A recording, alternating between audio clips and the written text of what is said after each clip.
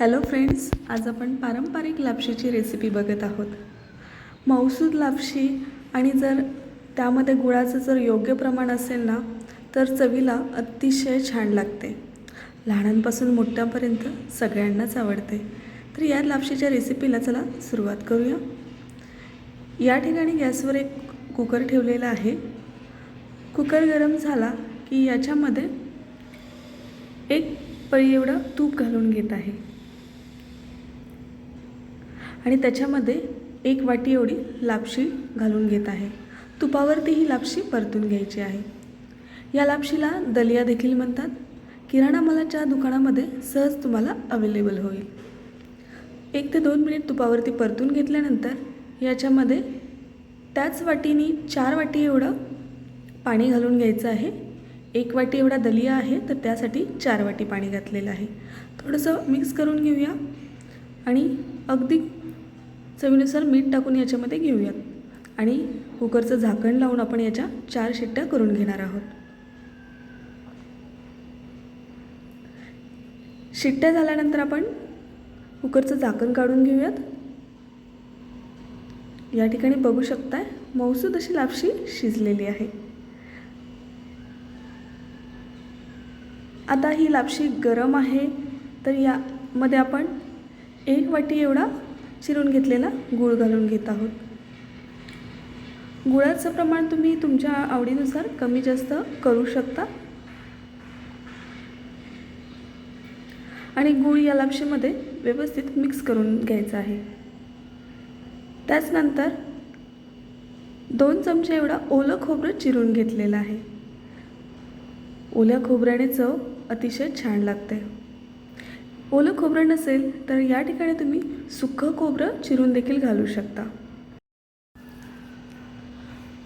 आता हा कुकर आपण साईडला ठेवून देऊयात.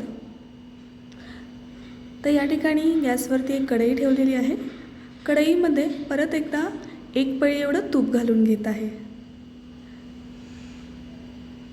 आणि याच्यामध्ये ड्रायफ्रूट्स टाकून घेत आहे. काजू, बदाम, तुमच्या मनुके तुमच्या आवडीने तुम्ही तुमच्या इच्छेनुसार ड्रायफ्रूट्स कमी जास्त करू शकता. या ठिकाणी तुकडे करून घातलेले आहेत. तुपावरती हे छानपैकी परतून घ्यायचे आहेत. परतल्याने ड्रायफ्रूटची टेस्ट आहे ना अप्रतिम लागते. आता मी हे काढून घेत आहे.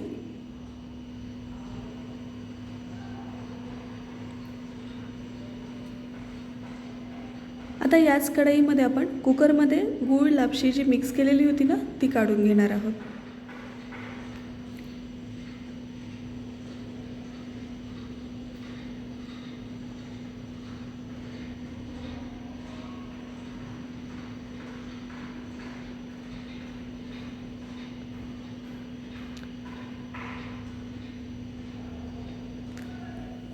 आता हे व्यवस्थित मिक्स करून घेऊया.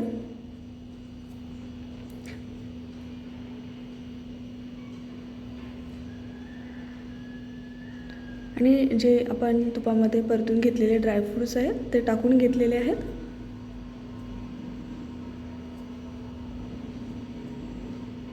घरामध्ये एखादा लहान मोठा कार्यक्रम असेल, पूजा असेल तर त्यावेळी तुम्ही नैवेद्यासाठी अशी लापशी बनवू शकता. आणि त्याचनंतर याच्यामध्ये ½ TSP एवढे वेलची पावडर टाकून झाकण ठेवून दिलेलं आहे. 1 मिनिट झाकण ठेवून देऊयात. आता मी झाकण काढून बघते. तर या ठिकाणी बघू शकता आपली ही गुळाची लापशी तयार झालेली आहे. वाटीत काढून घेते. वेलचीचा सुगंध आणि गुळाचा गोडवा यामुळे ही लापशी चवीला अप्रतिम लागते. घरामध्ये कोणताही कार्यक्रम असू देत, ताटाला वाढण्यासाठी किंवा प्रसादासाठी नक्की तुम्ही ही रेसिपी ट्राय करून बघा. आजची रेसिपी तुम्हाला जर आवडली असेल तर नक्की लाईक, शेअर आणि सबस्क्राईब करायला विसरू नका. आणि हो, सबस्क्राईबच्या शेजारचं बेल आयकॉनही क्लिक करा, जेणेकरून नवीन व्हिडिओ माझ्या चॅनलवरती येईल त्यावेळेस त्याचं नोटिफिकेशन तुमच्यापर्यंत येईल. तर भेटूया पुढील व्हिडिओमध्ये अशाच एका छानशा रेसिपीबरोबर.